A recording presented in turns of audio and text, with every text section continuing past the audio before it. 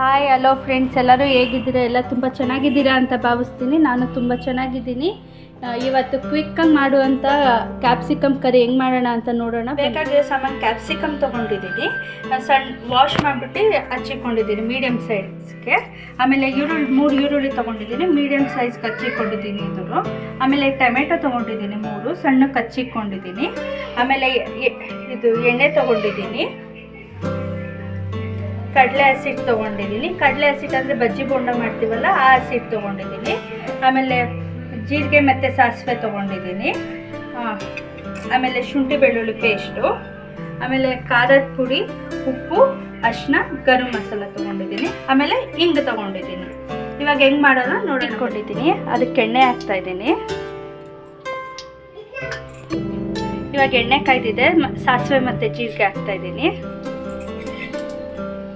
ನೋಡಿ ಚಟಪಟ ಅಂತಿದೆ. ಇವಾಗ ಆನಿಯನ್ ಹಾಕೋಣ.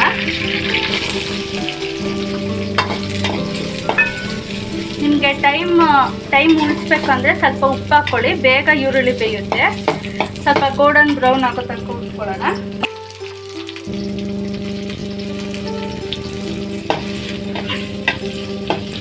ನೋಡಿ ಗೋಲ್ಡನ್ ಬ್ರೌನ್ ಆಗಿದೆ. ಇವಾಗ ಶುಂಠಿ ಬೆಳ್ಳುಳ್ಳಿ ಪೇಸ್ಟ್ ಹಾಕೋಣ. ಶುಂಠಿ ಬೆಳ್ಳುಳ್ಳಿ ಪೇಸ್ಟ್ ಹಾಕಿದ್ದೀನಿ. ಹಂಗೆ ಹಿಂಗೂ ಹಾಕ್ಕೊಳ್ಳೋಣ, ಸ್ವಲ್ಪ ಹಸಿ ವಾಸನೆ ಹೋಗ್ಬೇಕು.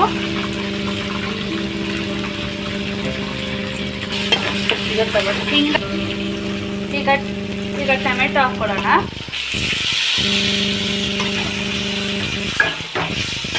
ಟೊಮೊಟೊ ಎಲ್ಲ ಬೇಯಬೇಕು. ನೋಡಿ ಇದಾಗಿದೆ. ಇವಾಗ ಕ್ಯಾಪ್ಸಿಕಮ್ ಹಾಕೋಣ.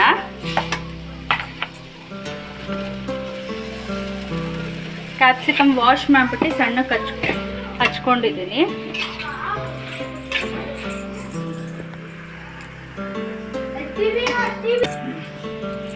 ಕ್ಯಾಪ್ಸಿಕಮ್ಮು ನಿಮ್ಗೆ ಬೇಕಂದ್ರೆ ಕಲರ್ಸ್ ಹಾಕ್ಕೋಬೋದು. ಆಮೇಲೆ ಇದರಲ್ಲೇ ಕಲರ್ಸು ಹಾಕ್ಕೋಬೋದು, red colour, green colour, yellow colour ಎಲ್ಲ ಆಪ್ಷನಲ್ಲು. ಆಮೇಲೆ ಕ್ಯಾಪ್ಸಿಕಮ್ ಇದ್ರ ಬದಲು ಹೀರೆಕಾಯಿ ಹಾಕಿ ಮಾಡ್ಬೋದು, ತುಂಬ ಚೆನ್ನಾಗಿರುತ್ತೆ. ಇವಾಗ 1-2 ನಿಮಿಷ ಕ್ಯಾಪ್ಸಿಕಮ್ ಬೇಯಲಿ. ಇವಾಗ ಕ್ಯಾಪ್ಸಿಕಮ್ ಚೆನ್ನಾಗಿ ಫ್ರೈ ಆಗಲಿ, 1-2 ಮಿನಿಟ್ಸ್ ಬಿಡೋಣ. ಇವಾಗ ನೋಡಿ ಎಷ್ಟು ಚೆನ್ನಾಗಿ ಬೆಂದಿದೆ. ಇದಕ್ಕೊಂದು ಸ್ವಲ್ಪ ಸ್ಪೈಸಸ್ ಹಾಕೊಳ್ಳೋಣ. ಇವಾಗ ಚಿಲ್ಲಿ ಪೌಡರು, ಅರಿಶಿನ, ಗರಂ ಮಸಾಲ ಹಾಕ್ತಾಯಿದ್ದೀನಿ. ಇದಕ್ಕೆ ಮೆಣಸಿನ್ಕಾಯಿ ಸಹ ಹಾಕೋಬೋದು. ಮೆಣಸಿನ್ಕಾಯಿ ಹಾಕೊಂಡ್ರೆ ಇದು ಗ್ರೇವಿ ಟೈಪ್ ಆಗೋಗುತ್ತೆ. ಖಾರದ ಪುಡಿ ಹಾಕಿದ್ರೆ ಒಂದು ಸ್ವಲ್ಪ ಥಿಕ್ನೆಸ್ ಬರುತ್ತೆ, ಕೋಟಿಂಗು ಚೆನ್ನಾಗಿರುತ್ತೆ ಪೌಡರ್ ಹಾಕೊಂಡ್ರೆ.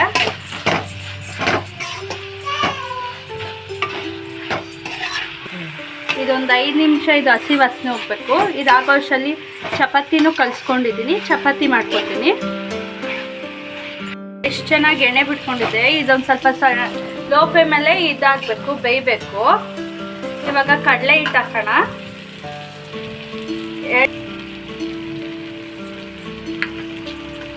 ಚೆನ್ನಾಗಿ ಮಿಕ್ಸ್ ಮಾಡೋಣ. ಇವಾಗ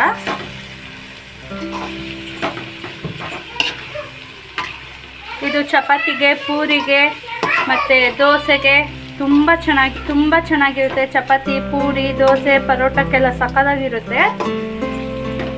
ನೋಡಿ ಎಷ್ಟು ಚೆನ್ನಾಗಿ ಕಾಣ್ತಿದೆ. ನೋಡಿ ಎಷ್ಟು ಚೆನ್ನಾಗಿ ಎಣ್ಣೆ ಬಿಟ್ಕೊಂಡಿದೆ.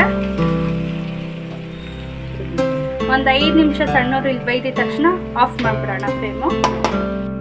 ನೋಡಿದ್ರ ಫ್ರೆಂಡ್ಸ್, ಎಷ್ಟು ಸುಲಭವಾಗಿ ಆಯಿತು ಕ್ಯಾಪ್ಸಿಕಮ್ ಕರಿ.